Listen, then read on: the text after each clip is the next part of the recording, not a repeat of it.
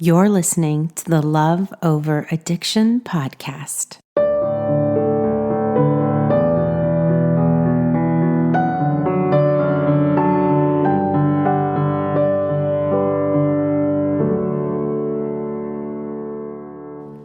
Hello. How are you? Today we are going to be talking about mind games. And you guys know loving someone that struggles with addiction can sometimes result in a lot of mind games. Now, today I'm going to be reading a little bit from one of my favorite authors on the subject of loving someone suffering from addiction. I highly recommend all of her work. She's a social worker, and her name is Toby Rice Drews. You can find her books. They are still in print on Amazon. And the title of most of her books, and there's multiple volumes, is called Getting Them Sober. Now, that's a very catchy title. I have a difficult time believing that Toby Rice Drews actually thought of that title, or because I know she's an incredibly intelligent woman, and she says so in her books that there is nothing we can actually do to get them sober. I've said that over and over again, so I think it's a catchy title. I just don't want to set up your expectations, because when I was in love and married to a good man who struggled with addiction, that title caught my eye many years ago, and I thought, oh, that's exactly what I need. I need to get him sober, and this book is going to tell me how. And it doesn't. It gives you excellent advice on what to do and how to manage, but it does not at all help them get sober, because we know that if they want to get sober, they will, and if they don't want to get sober, they won't. And it's just that frustratingly simple. And so the illusion, we need to break that illusion that it's up to us, that in some way we are responsible for finding the secret that lives outside of them to the key to their sobriety. That's a myth, that there is no secret outside of themselves. There is no magic word. There is no answer that's up to you to find or seek. It's not your life's purpose to get them sober. They have to want to do it on their own, and they want to have the grit and determination and courage to want it more than anything else in the world, because it's scary. Getting sober is scary. So today I'm going to read a couple pages from this book, which I thought you guys would really enjoy, and then we're going to talk about it. I'm going to start off by saying this. I do mention, or Toby mentions, children. But even if you don't have kids, you're going to find this helpful, hopefully. And there's something, hopefully you'll find a couple takeaways. So this is from page 128. Again, it's Getting Them Sober. I'm looking at volume 2 right now. This is chapter 16. Here we go. The kids are in the middle, and they see you as a screaming person who's always yelling at poor, sick daddy.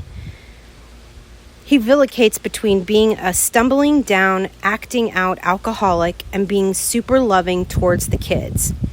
He shows up at their school during recess and brings them candy, even though he's not working. He buys them expensive gifts that the family can't afford, and which you have to take back so that you'll be able to pay some of the bills. He does everything to prove that he's a nice guy and that you're the mean mommy. It's bad enough to have to deal with... Sorry, that's my little bulldog Tubby barking. It's bad enough to have to deal with this within the family, but it may get even worse if members of the helping professions are involved as well. For instance, if at some time or another the non-alcoholic spouse have to deal with members of the helping profession who are trying to be of assistance to your family, you may find that they don't understand or are unsympathetic to you or your situation. Okay, I might need to put it on pause. I don't know what. Oh, my daughter's washing the car, and she sees my daughter and doesn't realize it's Tubby. It's okay. It's okay. Sorry, guys. Real life here. Okay. Sometimes when these people visit your household, what they see is your anger. They have no idea of what you've been through with your husband. They don't know that your husband can come off as totally, falsely charming to the outside world. And they don't realize that this makes you, who knows what's really going on, feel at once absolutely crazy and absolutely enraged. A recovering alcoholic told me what happened once with him and his first wife in California. He got her crazily angry by goading her. Sorry. Goading. I don't even know what that is. Is that a word? He got her crazily angry by goading her, following her from room to room, and he kept it up for about 6 hours until she screamed at him, picked up something to hit him with, and started to chase him. He immediately ran out of the house, and she fervently chased after him through the backyard and into the neighborhood. Someone saw what was going on and called the police. They came promptly while she was still brandishing the stick. At once, her husband changed into a conciliatory professional man, confident in his field. He flashed his credentials. She, of course, had none. The police were very impressed with him and immediately concluded that his wife was the one who was totally crazy. As a result, she got so frustrated and angry at the way things were turning out that she hit a policeman on the arm in frustration. She was promptly arrested and taken off to jail. Her husband let her stay there for the whole night to, quote, teach her a lesson. Meanwhile, he went home and got drunk. The next morning, he told her that he would arrange for her release, provided that she had learned her lesson. She didn't want to spend any more time in jail, so she had to agree. You can imagine what the situation did for her self-esteem. This scene is very typical of families of alcoholics. People in the outside world, if they haven't lived with this, have no idea of the insanity that goes on in alcoholic families. On top of it all, this very same family is often referred to a therapist who is probably as unknowledgeable as everyone else as to what goes on in alcoholic families. The alcoholic can successfully play his charm, reasonable role with a therapist. The alcoholic can successfully play his calm, reasonable role with the therapist. He will walk into the therapist's office all reasonable, detached, and very ready to, quote, work well with him. Well, that's assuming the therapist is a him, isn't it? Okay, but this was written in like the 70s, so. The wife, on the other hand, may stamp in like a maniac, furious and raging because she knows what's going on and realizes that she has very little chance to have her side of the story given a fair hearing. Who's going to believe her? Appearances are against her. It's too easy to believe that what the alcoholic says is true, that she's the crazy one. The therapist will tell her that her rage is inappropriate and that her husband is a reasonable man. The wife will respond with her account of what the alcoholic has been doing and how he's been acting, and the therapist will look at her like she is crazy. At the very least, he'll think she's exaggerating. The outside world confirms to the non-alcoholic spouse that she's crazy. It plays the same game with the alcoholic that he plays at home. You and me versus mean mommy. That makes it easier for him to continue with the same game at home. Look at all the support he's getting. How can he lose? Okay, so we need to keep in mind, this was actually written by a therapist, about a therapist. So I am certainly not sitting here saying, and I don't think Toby Rice Drews is saying, all therapists are bad. I need you guys to make sure you understand I am not saying that. I am not certainly saying all therapists are bad. I have a phenomenal therapist who I adore. In fact, I was just at her office this morning, and she's quite honestly the best therapist I've ever had. And she gets it. She just understands. There are excellent therapists out there, but, and there is a big BUT here, you need to make sure that you find a professional who has your back. There's nothing more validating in the entire world than going into a therapist's office with a therapist who understands and sees clearly what your addicted partner does to you, to your family, to all of the dynamics. If they don't get it, you need to find another therapist. Period. End of subject. It's a very easy decision to, well, I don't know if it's easy. It's a very simple decision to make. I cannot tell you how many therapists I wasted my time and money on by trying to convince them that there was actually a real problem going on here. My ex-husband, I remember when I finally tried to convince him to go get, tested by a therapist to prove that he had a drinking problem, which he did. He went in there without me and, of course, charmed their socks off. Answered all of the questions because he's emotionally intelligent in the way that he knew the therapist wanted to hear, and therefore was validated that, in fact, he did not have a drinking problem and that the problem was me. That was absolutely incredibly frustrating. And then I tried a couples therapist with him where we talked about every single issue other than his addiction. It was like we were doing a dance around and participating and wasting our time and all these other typical couple issues, except the real issue that was ruining our marriage, which was his drinking and then eventually his drug use. And I remember the couple therapists bought it, hook, line, and sinker. I mean, they thought that that's all what we needed. And they handed me a book called Boundaries, and they said, read it together and, you'll do well. And it was such a joke. And it wasn't their fault, because I had an ex-husband at the time, current husband, who wasn't willing to be honest.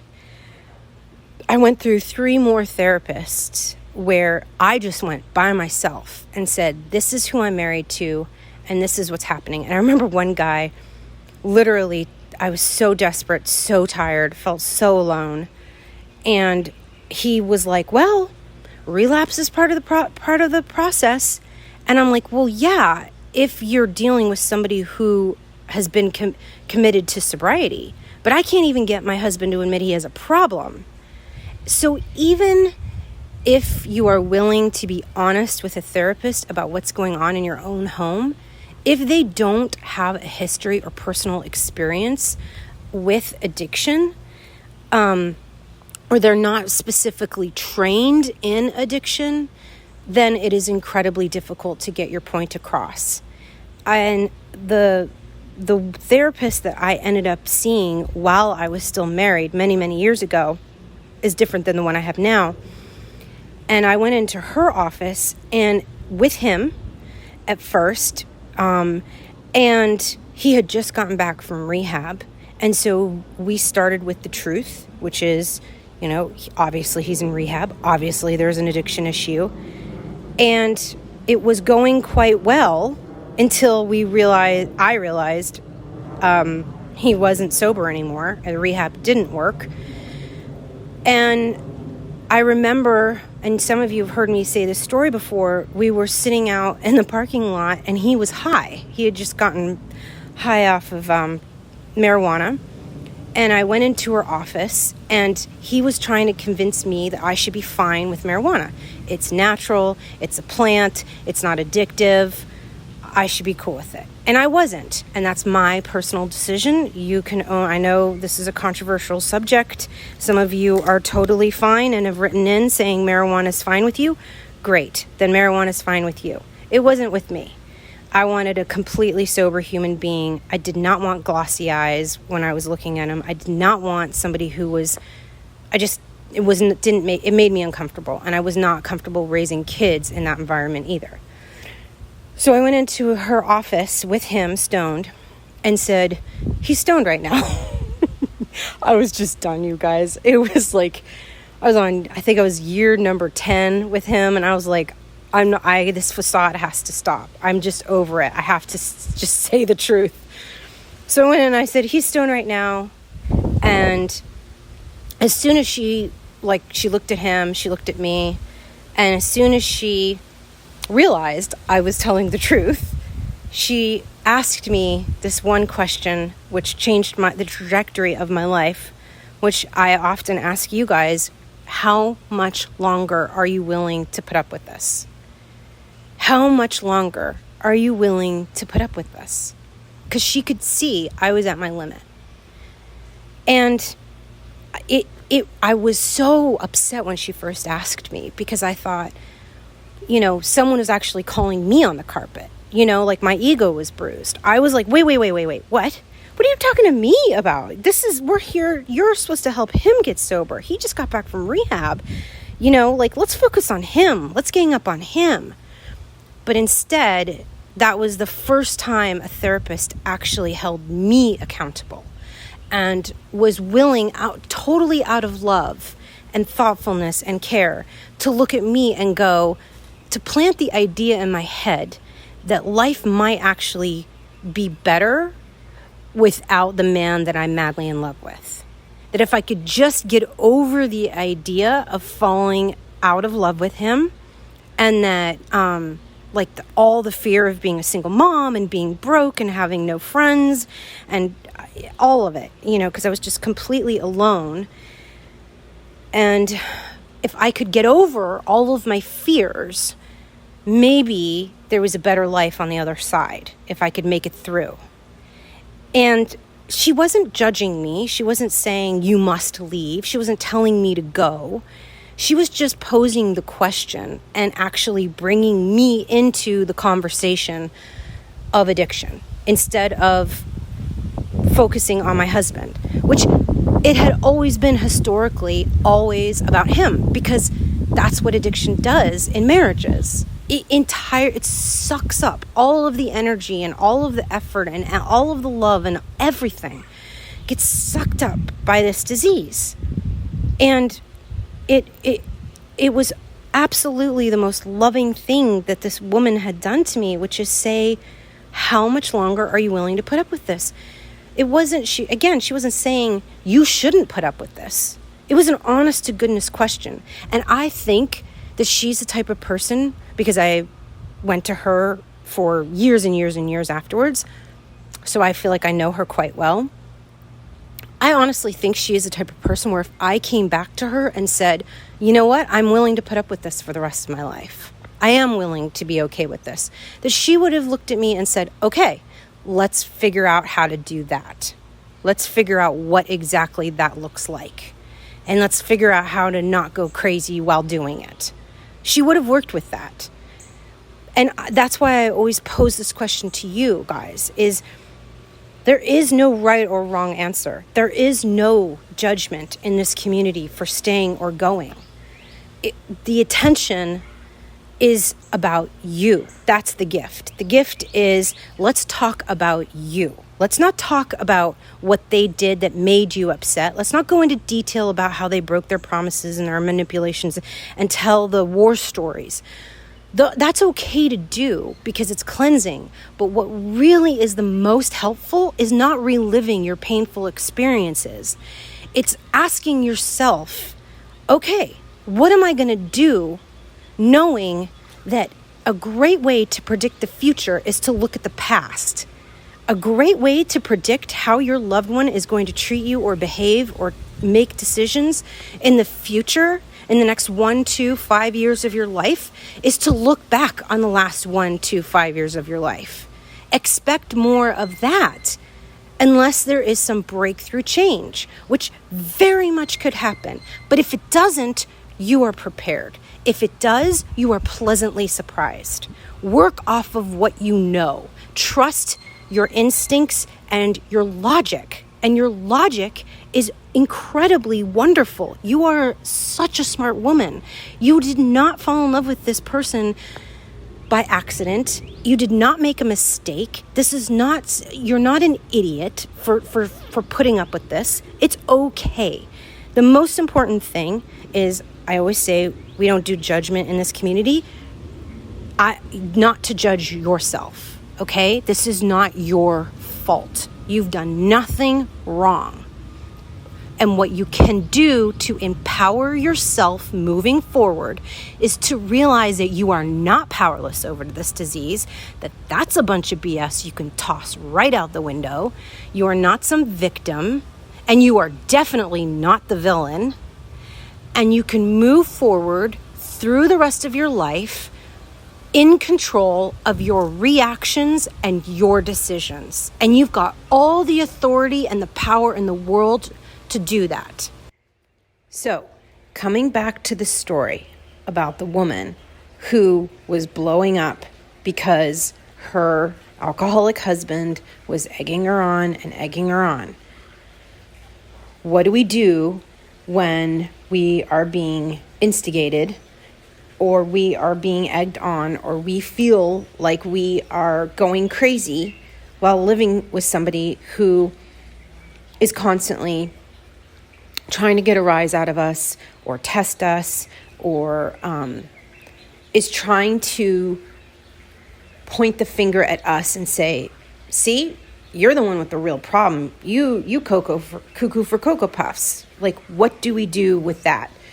If at all possible, it would be the most helpful if you could try to remain calm.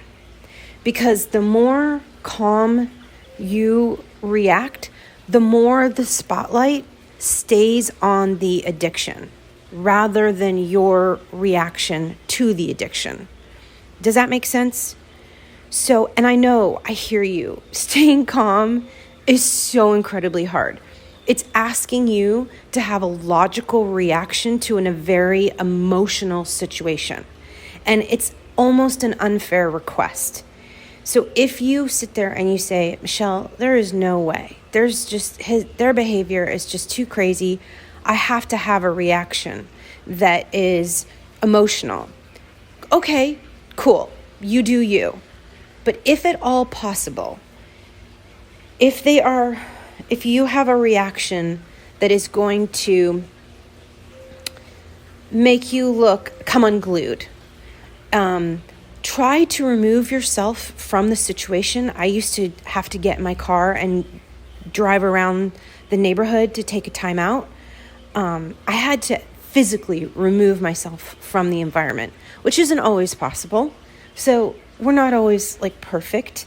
But the less you react emotionally in their presence, the more the focus remains on their negative behavior, not yours. If you can remain detached and calm every time that they are behaving poorly because of their addiction, there's no distraction. The spotlight remains on them. And the whole intention behind them trying to get you to behave crazily is so that it can distract from their poor choices. They get to place blame.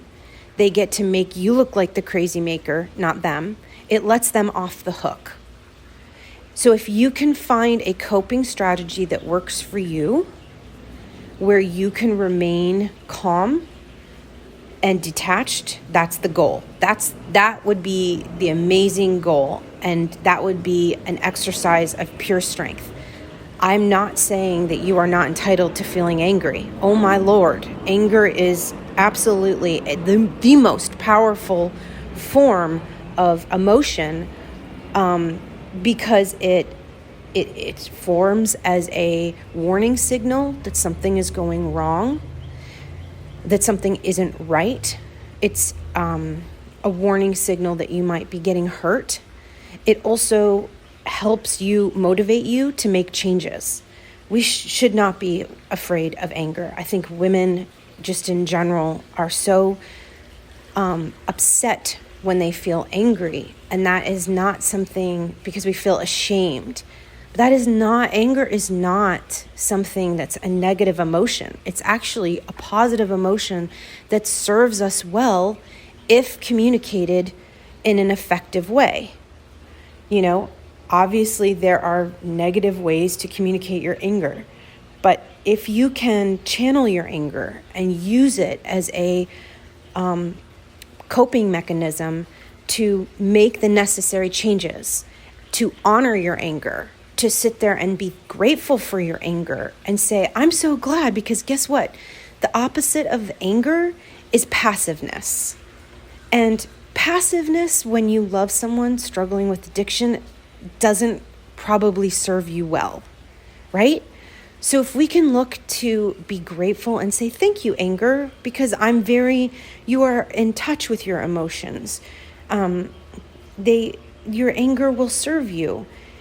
And then you sit there and you go, okay, what am I going to do with this? Instead of running away from this, instead of judging myself for my anger, instead of going bananas and ballistic, what if I took this on and I sat with it a little bit and I recognized that I am an adult and that I am a wise, intelligent woman, and that it is completely normal and natural to feel anger, especially when loving someone with addiction, and that there's millions of other women that experience the same emotion. So what would be the most productive way that I can handle my anger right now? That I can express it, that would serve me, right? Not anger that trying to convince them to get sober, not anger trying to shame somebody else, because that's a form of manipulation, not using our anger to try and control somebody else, right? Because that is another sign of manipulation. But using our anger to help us, to serve us, to get us out of a potentially dangerous or hurtful situation. Saying, thank you. Okay, anger, I see you. I recognize you. I am feeling you. Now what? What do I do with this? And for me, it did mean I need to remove myself physically from the situation. And I had 3 young kids that were all under the age of 5. And so getting out physically out of the house was difficult. But I just took it slow and steady. And I had a packed bag that I kept packed in my closet that had some getaway clothes. I had some getaway money. I had all the necessary paperwork that I had photocopied. And I just kept it hidden in my closet. And when I needed to grab it, I did. And I would load up my kids in our minivan, strap them in the car seat, even if it was late at night. And I got away. And I drove, and I used that time. I put on some calming music. I had a playlist on my phone that I knew I had set up prior to. I still do this. I have playlist for moods, certain moods, like happy moods or chill moods, or moods where I pontificate.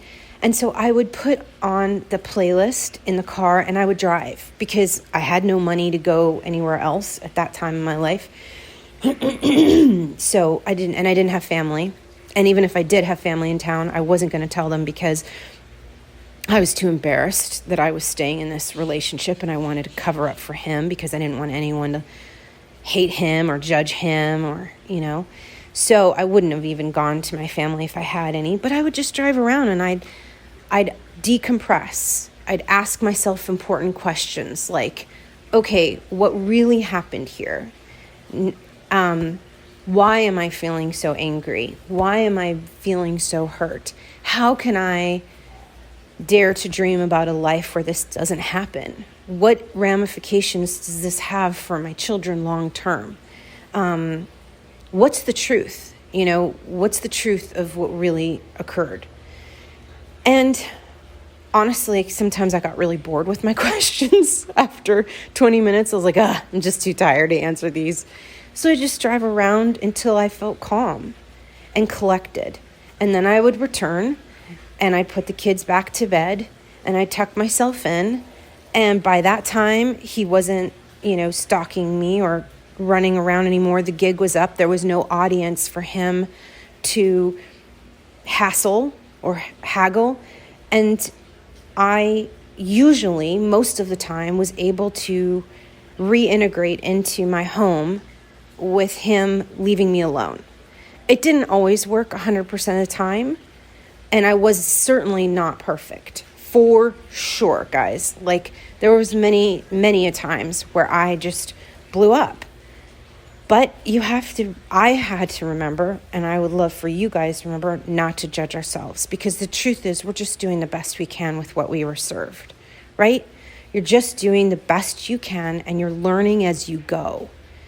And perfection is BS. There's no such thing, right? Nobody nails it 100% of the time, or even 80% of the time.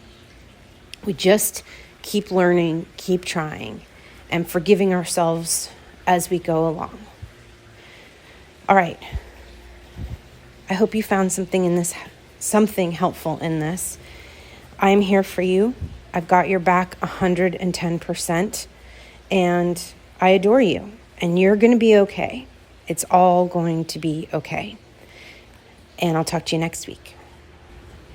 This podcast is created for your support, encouragement, and entertainment with my personal thoughts and beliefs.